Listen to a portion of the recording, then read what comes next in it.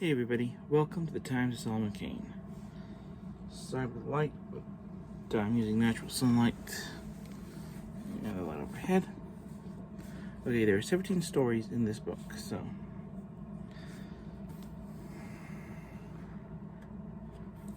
and I've just finished the third story.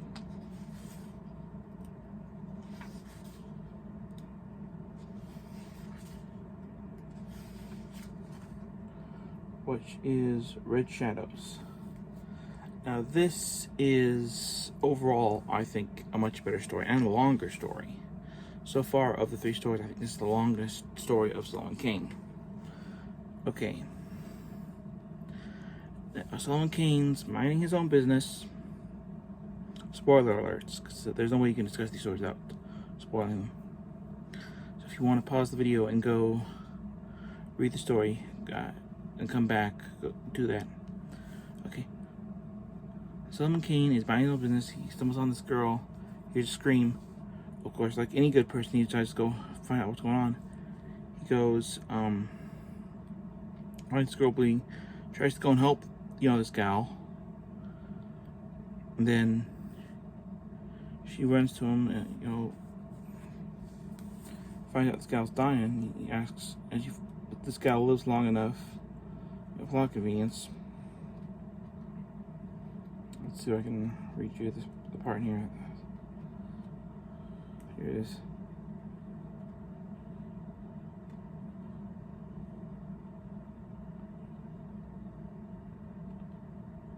Fires of Hades, he murmured. A girl. What has harmed you, child? Be not afraid of me.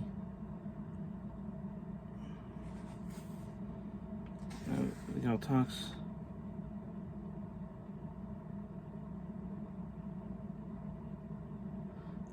She says, the loop, she gasped, her voice swiftly growing weaker. He and his men descended upon our village, amount the valley. He robbed, slew, burned. That there was smoke, I centered. Well, the essentially dies, and then I'll read you the last part of this. Dead, he murmured. Slowly he rose, melancholy, wiping his hands upon his cloak. A dark scowl had settled on his slumber brow, yet no wild ruckus, no vow, a vow, swore no oath by saintless or devils.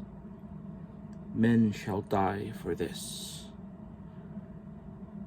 he said coldly. And they do. Oh, they do. Solomon Kane essentially in this story becomes a combination of Batman and a Punisher. A hunter of the shadows. He essentially goes after Leloup and his gang until only Leloup is left, the wolf. And he chases him from here to there, all over the world. A shadow at his heels. Until finally they arrive in Africa.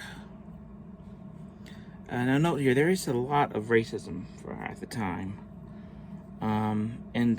This is the point, actually in this story, Solomon Kane gets an ally, a powerful shaman.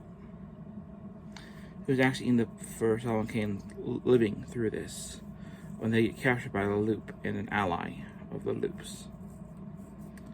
And he's partially responsible for Solomon Kane being able to live through and actually finish his vengeance.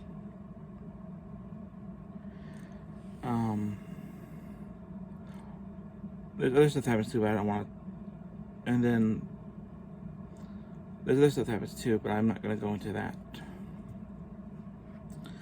But overall, it's a good story, minus the racism at the time. But if you read pulp stories, I think you're kind of used to that kind of stuff. I enjoyed it. I give it a 5 out of 5. I really like this one. I like this one a lot better than the other story I read. And I look forward to the next adventure of Solomon Kane. So yeah, overall, I think so far this has been the best one I've read. The first one was good, so I get down 5 too. So far, this one, the first one, has been my favorite so far. Alright, let me know what your thoughts are in the comments below. Have you read the Solomon Kane stories? And if so, which one's your favorite?